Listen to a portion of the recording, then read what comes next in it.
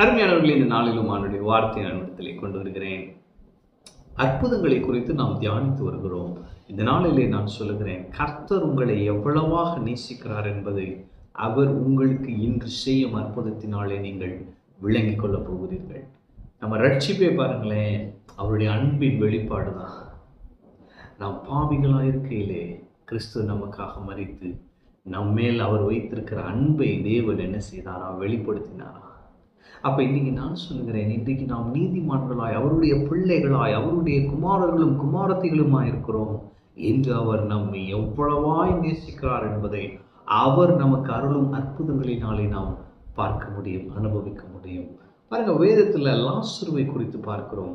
நீங்கள் யோவான் 11 தான் அந்த சம்பவம் எழுதப்பட்டிருக்கு.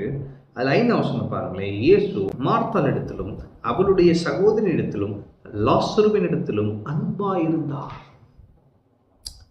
இயேசு பாருங்க, இந்த ஃபேமிலியை ரொம்ப நேசிச்சிருக்காரு, மிகவும் அன்பு செலுத்தி இருக்கிறார்.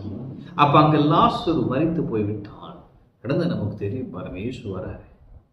அவங்க அக்காங்களுக்கு கூட அந்த நம்பிக்கை இல்லை. இப்ப போய் கல் எடுக்க சொல்றீங்களே நாருமேன்றாங்க.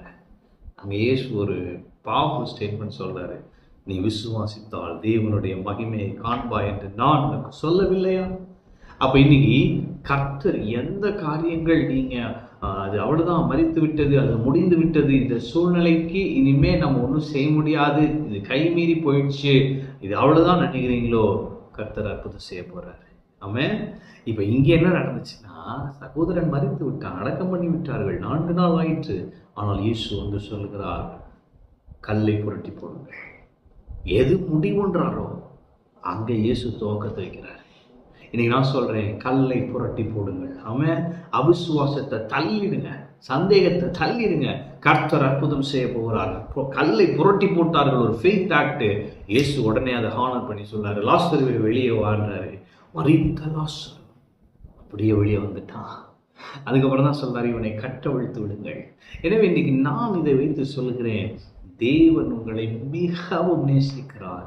நீங்க எப்பேற்பட்ட ஆளாக இருந்தாலும் சரி, வெளியே சொல்ல முடியாத சில பாவத்தில் இருந்தாலும் சரி, நான் சொல்லுகிறேன், தேவன் உங்களை மிகவும் நேசிக்கிறார். உங்களுக்காக அவர் மரித்திருக்கிறார். உங்களை அவர் மிகவும் நேசிக்கிறபடியால் இன்று ஒரு அற்புதத்தை செய்ய போகிறார். மரித்திருக்கிற சூழ்நிலை, மரித்த சூழ்நிலையிலே ஜீவன் உண்டாகிறது. மரித்த நிலையில் இருக்கிற காரியங்களை இயேசு இன்று ஜீவனை அனுப்புகிறார். உங்கள் விசுவாசத்தை மட்டும் விட்டுறாதீங்க. நீங்க விசுவாசிப்பீங்கன்னா இன்னைக்கு தேவனுடைய மகிமையை பார்ப்பீங்க. அதனாலே அவர் உங்களை எவ்வளவாய் நேசிக்கிறார் என்பதை நீங்க அனுபவிப்பீங்க. இந்த அற்புதம் இன்னைக்கு அவர் உங்க வாழ்க்கையில செய்ய போகிற அற்புதம், அவருடைய அன்பை நீங்கள் அனுபவிக்க வழி செய்யும். நீங்கள் அவருடைய அன்பை அனுபவிப்பீர்கள், உங்கள் அற்புதத்தை பெற்றுக்கொள்வீர்கள். ஒரு புதிய துவக்கம். ஆமென். கர்த்தர் உங்களோடு இருக்கிறார். கர்த்தர் உங்களை ஆசீர்வதிப்பார்.